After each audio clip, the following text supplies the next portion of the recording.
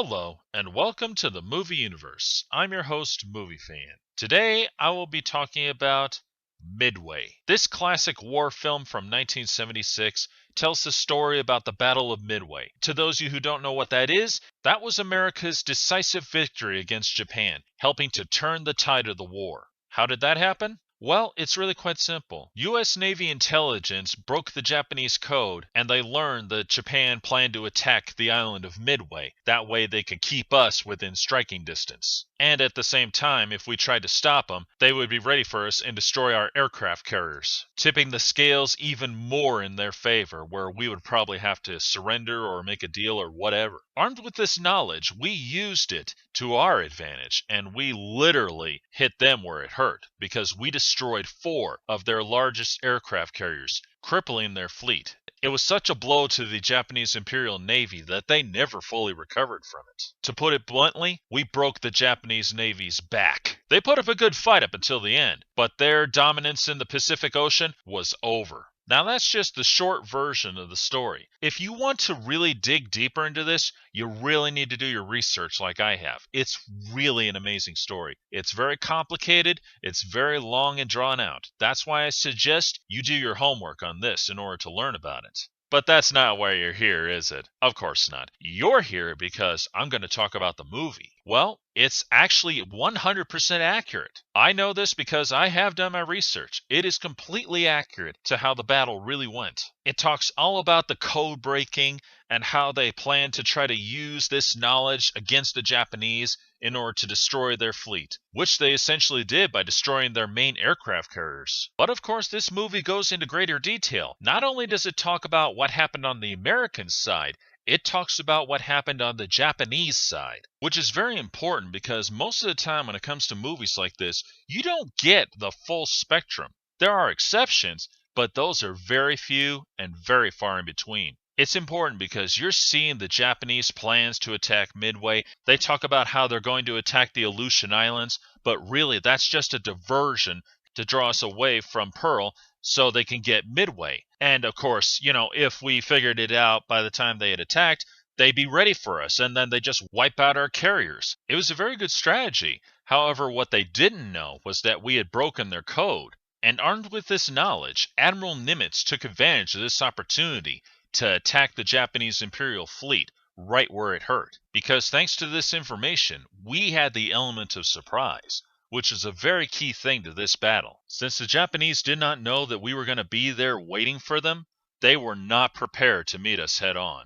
Watching Admiral Nimitz plan out this operation, it's really interesting because it gives you a great insight as to how we operated back in the day. And during this whole time, when you're seeing the Japanese and the Americans plan their attacks, you're learning more about the actual people who fought and planned the battle. Probably the most interesting ones would be Admiral Nimitz and Admiral Yamamoto. Nimitz is a cool customer. He thinks of every possible option that the Japanese will try to do in order to strike Midway. And being a brilliant tactician, he knows they're going to come in from the northwest. And of course you have Admiral Yamamoto. He's a very cunning sort, very level-headed, and most certainly has respect for his enemy, because he says quite a few times to his fellow officers that they are seriously underestimating the Americans. And that's a key thing, because in real life, he really did say this. And when you get to the battle, it is truly amazing, because you're seeing a mixture of Hollywood special effects and actual war footage. They even tell the story about Ensign George Gay, and that's important, because the squadron he flew with were the first planes to attack the Japanese ships during that battle, and he was the only survivor. I know you're probably going to ask me why, so I'll give you the explanation. His squadron was torpedo planes, Avengers to be precise, and when they caught up to the Japanese fleet, they had no air cover. They had literally no protection, so they were shot down really quickly. Ensign George Gay was the only man who survived that attack. And while he was in the water, he literally had a front row seat to the entire battle. It's probably one of the most amazing facts during that battle. But of course, with any Hollywood movie, there's always an artistic license taking place here. For instance, there's a subplot about a pilot who fell in love with a Japanese girl before the war broke out, and that probably never happened. However, that part does actually have meaning, because there were moments like this where someone had fallen in love with a Japanese girl before Pearl got bombed, and, well, you can guess what happened.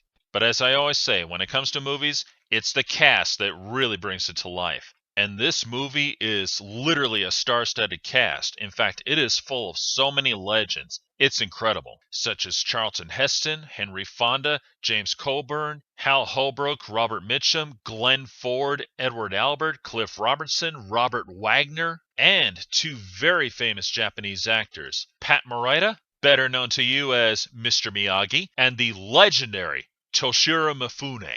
It even features two new actors at that time, Eric Estrada and the legendary Tom Selleck. There is one more person who's actually in this movie but is not given any credit, and that would be famous voice actor Paul Frees. He does the voice to Admiral Yamamoto, who is played by legendary Japanese actor Toshiro Mifune. Why he does the voice to him, I don't really know. In fact, it's always been a mystery to me because if you watch Toshiro Mifune talk, you could tell he's really saying the words, or at least he's trying to. It's not like when you watch a Godzilla film and the lips don't match. You could tell they really do match when Toshiro Mifune is talking. And last I remember, the man did speak very good English. So why they thought they needed Paul Frees' voice, I don't know. I still have yet to find any explanations for this. But aside of that, we got some real serious legends here. Everybody knows Glenn Ford and Charlton Heston, and especially Henry Fonda. And I know I say this a lot when it comes to big names in movies, but they play their parts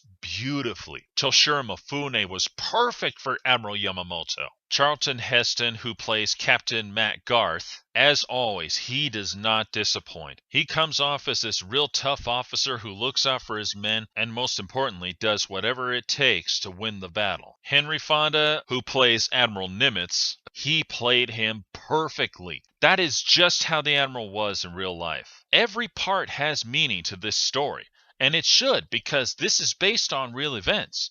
And this movie does not disappoint. This is by far one of the greatest World War II movies ever made. But of course, you'll have to watch it in order to get the full spectrum because anything I say will not do this movie justice. And there is one odd fact about the movie that most people don't know about. There's actually an alternate version. I'm not kidding, there really is an alternate version out there. This alternate version has been called the TV version because, quite literally, this was only shown on television, and for some reason was never put into the movie itself in theaters. What's so interesting about this? Well, there's actually an hour's worth more of footage. I'm talking like a whole big thing with Charlton Heston talking about how his right arm isn't working right ever since Pearl Harbor, which was never mentioned in the original movie itself for some reason.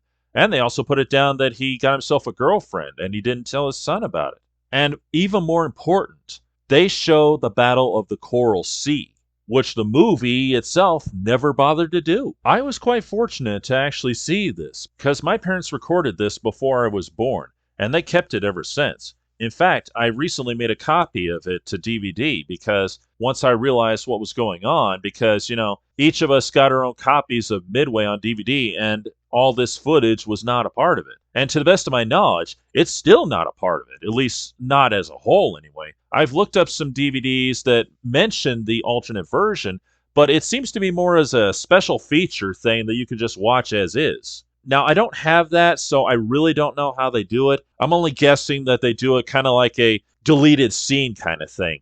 So to the best of my knowledge, they've never put the TV version on DVD as a whole, like when Peter Jackson did the whole extended director's cut for Lord of the Rings. And because to the best of my knowledge this hasn't happened, I dug out that old DVD and I have put it on my new channel that I have on Rumble so everyone can see it. Because people need to know that this movie existed this way, and people need to see it. Now, I couldn't put it on YouTube because I knew very well what would happen. They would copyright me big time. And I couldn't put it on my BitChute channel because it was too large. So if you're interested in watching this movie, I'll put the link below so you can find it. If you've never seen this movie, you really should. Believe me, it is worth watching. And as I've said before, anything I say about this movie will not do it justice. So if you ever get the time, look this movie up. Believe me, you are gonna love it. This is Movie Fan, signing off.